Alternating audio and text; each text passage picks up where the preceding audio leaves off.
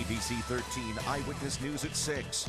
Now, breaking news. Now, we do begin with breaking news tonight. A restaurant manager who had just arrived for work was shot and killed in an attempted robbery. Hello again, everyone. I'm Tom Abrams. Deputies tell ABC13 it happened at the Cracker Barrel on the North Freeway near Airtex in North Harris County this morning. Authorities are now looking for at least 2 men seen in a silver car outside of the restaurant. ABC13's Brooke Taylor now joining us live with the latest information this evening. Brooke? Tom, truly just devastating. Family members have identified that woman to me as Robin Balcom. They tell me she worked here at this Cracker Barrel for 34 years. Really a dedicated employee who spent her life trying to help others. And right now they want her to be remembered as a hero.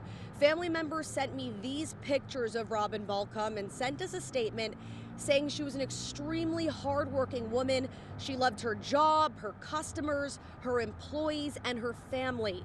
She leaves behind a husband, 3 children, and also a grandmother who they say she absolutely worshipped those grandchildren. Now, her family says that she is their hero, and they hope that's exactly how she's going to be remembered as, because she lost her life trying to protect her employees. Deputies sharing surveillance footage of the suspect accused of shooting her to death.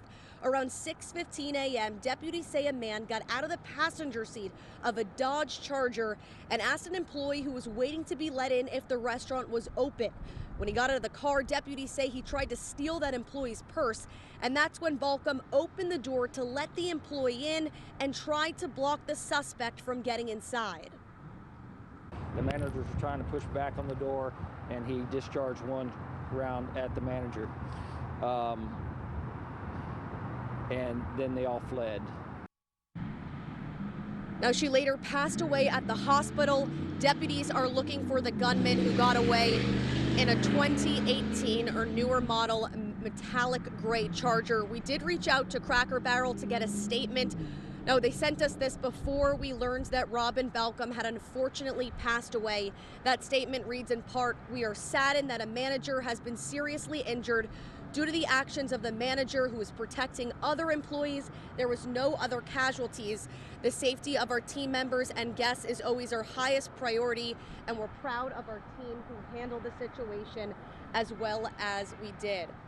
Now, right now, the store is closed, but the family is really hoping that they're going to get justice for their loved one. They're asking anyone who has any information to come forward. So if you do have any information, you're asked to contact the Harris County Sheriff's Office. Live in North Harris County, I'm Brooke Taylor, ABC 13 Eyewitness News. Brooke, thank you for that live report tonight. We're also monitoring breaking news from North Texas.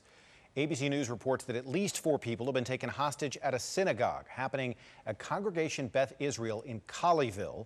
That's between Dallas and Fort Worth in Tarrant County. Right now, authorities believe there is only 1 suspect. Nobody injured so far that we know of. President Biden has been briefed, and Houston police tell us they're increasing patrols near local synagogues as a precaution, but they have not received any credible threats at this time. Mayor Sylvester Turner sent this message tonight, praying for a very positive outcome for all those being held hostage at a synagogue in Colleyville, Texas, standing with our Jewish brothers and sisters in our very diverse community. This is developing, and we will have an update for you tonight at 10 and throughout the evening online at ABC13.com. Let's turn now to your weather. You probably felt it change outside. A strong cold front blew through southeast Texas, happened this morning, and it brought not only colder temperatures, but really strong winds. The wind was so strong in southwest Houston, it blew this traffic light at the intersection of Fondren and Willow Bend so that it was facing the wrong direction. We were concerned it could cause an accident, and we called 311. The city told us someone had already reported it as well. The wind even shut down the city of Houston's COVID test site at Del Mar Stadium and the Acres Homes Multi-Service Center. People with appointments were redirected to other sites. CenterPoint Energy reports more than 3,800 customers are without power in its service area throughout southeast Texas, and that number was more than 4 times as high just a few hours ago. High winds along with downed trees are knocking down power lines and causing outages. But here on this Saturday with us is Chief Forecaster David Tillman. He can Give us more details. David. Yeah, Tom, here's the situation. We've got a really strong area of low pressure producing snow over parts of the Mid-South in conjunction with an area of high pressure sitting over parts of New Mexico. Whenever you get two areas of conflicting pressure like this so close together, you get really strong winds in between. And right now we're seeing the wind gust to 20, 30, even 40 miles per hour across the state. We've had several reports of wind gusts over 50 miles per hour today. Just last hour, the wind was gusting to 51 in Galveston. Right now, it's gusting to 33. We've got a 28-mile-an-hour gust in Houston right now and a 32-mile-per-hour gust in Conroe. So the wind advisory for most of Southeast Texas expired just a few minutes ago at 6 p.m., but the coastal areas will stay under a wind advisory until 3 o'clock in the morning. And because it's going to be breezy first thing tomorrow morning with temperatures falling back into the 30s, we've got feels-like temperatures that are going to be well down into the 20s at the start of the marathon tomorrow. We'll talk more about the marathon forecast coming up. David, thank you. The community is coming together tonight to support the family of 15-year-old Diamond Alvarez. The teen was shot and killed while walking her dog this week. Her killer is still out there. ABC 13 reporter Roxy Bustamante joins us live with more from the child's family. Roxy?